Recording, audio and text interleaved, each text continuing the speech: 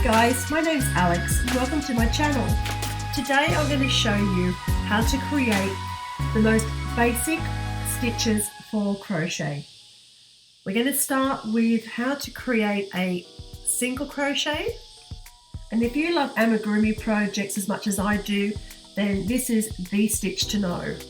Insert your hook into the space where you're creating a stitch, pick up the yarn and pull it through. Then you're going to wrap the yarn around your hook and pull it through the 2 loops on your hook. And there you have it, you've created a single crochet. Now you can see what looks like 2 stitches there. That's because we started on a row of chain, which means at the very first chain creates a stitch. So I'm just showing you here again how to create the single crochet stitch. Insert your hook into the space, wrap the yarn around your hook, pull it through, wrap the yarn around your hook and pull it through the 2 loops of yarn on your hook. Okay, let's do another row. So you can see on this row you're going through, which looks like a V stitch, 2 top loops. That's how you would normally be crocheting if you're not starting on a chain foundation. So insert the hook into the space, wrap the yarn around the hook, pull it through, wrap the yarn around the hook again and pull it through the 2 loops on your hook. Okay, we finished that row, changing yarn so you can easily see the next stitch, which is going to be the half double crochet. Now the half double crochet is a little taller than the single crochet, but not quite as tall as a double crochet. So you're wrapping the yarn around your hook this time before we put it into the hole where the stitch is going. So insert your hook, pick up the yarn, bring it through, and now you will have 3 loops of yarn on your hook. So you're going to pick up the yarn and pull it through all 3 loops, and it creates a short chunky stitch. Okay, let's do that again. So wrapping the yarn around our hook, inserting it into where we're creating our stitch, we're picking up the yarn, bringing it back through the front, 3 loops on our hook, picking up the yarn again and pulling it through all 3 loops.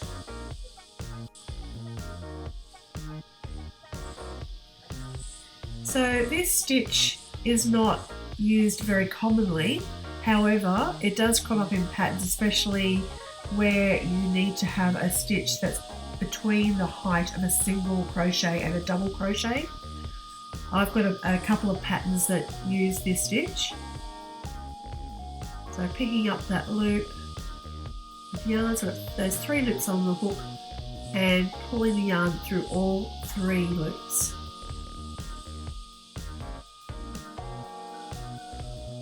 Okay, I'll do a couple of rows of half double crochet and then I'll show you how to do a double crochet. So it's very similar to the last stitch. You're going to be wrapping the yarn around your hook, inserting it into your stitch space, picking up the yarn, bringing it through the front, exactly the same as we did with the half double crochet, but this time we're only going to go through the first 2 loops on our hook.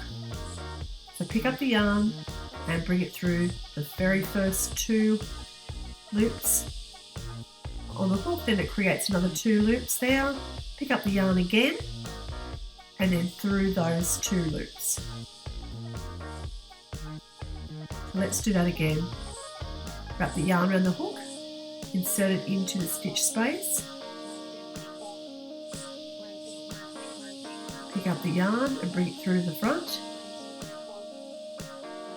3 loops on our hook, then pick up the yarn, pull it through just the first 2 loops on our hook, pick up the yarn again and through the remaining 2 loops on our hook. around again. Now this is a great stitch to know if you're creating granny squares, blankets, shawls, scarves, hats. It crochets up quickly and really nicely. Okay, we'll do 2 rows of double crochet, then change our yarn, and I'll show you how to create a treble crochet, treble stitch. So you're wrapping the yarn twice around your hook, inserting it into the stitch space, picking up the yarn, bring it through to the front. Now we've got 4 stitches on our hook. We're going to go through the very first 2. So wrap the yarn around your hook and bring it just through those first 2 loops. So now we have 3 stitches on our hook. We're going to wrap the yarn around our hook and bring it through the next 2 stitches on the hook. And one more time, around the yarn through the last 2 loops on your hook. It's a bit of a whopper of a stitch, this one, quite tall.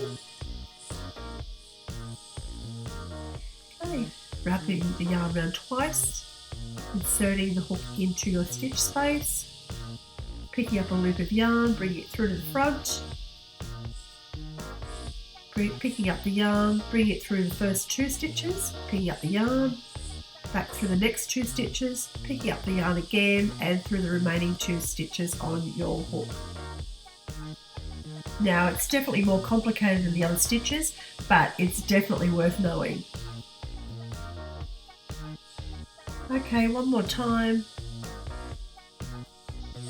Yarn round twice, insert the hook, picking up the yarn to the front, through the first 2 loops, the second 2 loops, and the last 2.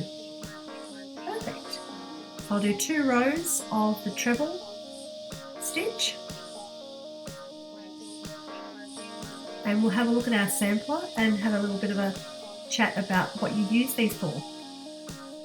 Okay, so with the different colours you can clearly see how much difference there is in the height of each of these stitches. The treble is a whopper. It's almost half of the whole sampler. So out of 8 rows, it takes up 2 rows, and it's, you know, a fairly bulky part of that area. Down the bottom we've got the single crochet, which is perfect for amigurumi. Then we've got the half double crochet, double crochet, and treble stitches.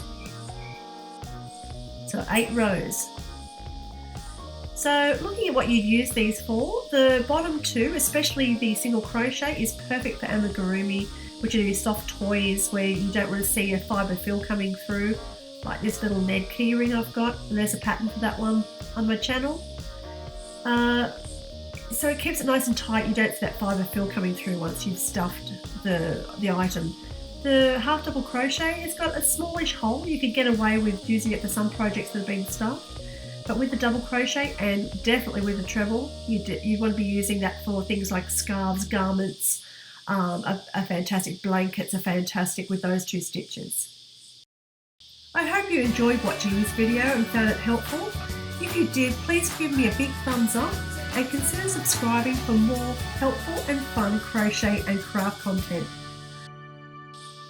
Thanks for watching, and as always, remember to stay awesome.